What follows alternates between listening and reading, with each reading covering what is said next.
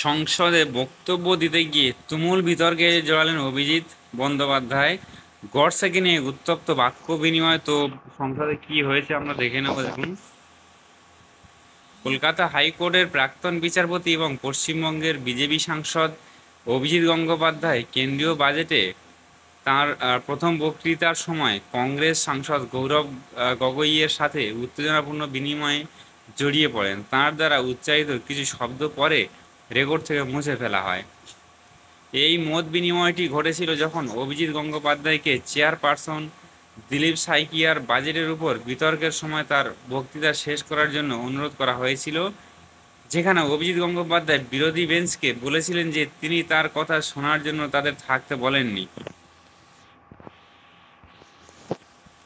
এতে গৌরব গগৈ মহাত্মা গান্ধী হত্যাকারী নাথুরাম গডসে সম্পর্কে অভিজিৎ গঙ্গোপাধ্যায়কে তাঁর মতামত জিজ্ঞাসা করেন।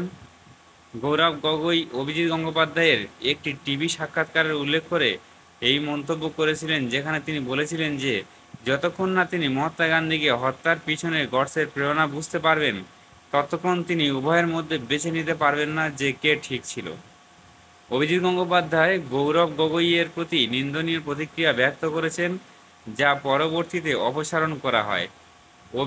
অভিজিৎ গঙ্গোপাধ্যায় মন্তব্য করেছেন যে মিস্টার গগৈ গান্ধী বা গডসে সম্পর্কে জানেন না।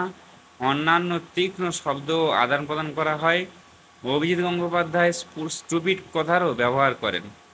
বিষয়টি স্পিকার ওম বিড়লার সামনে আনা হলে তিনি বলেন যে এটি দেখবেন এবং আপত্তিকর শব্দগুলি পরে রেকর্ড থেকে মুছে ফেলা হয়।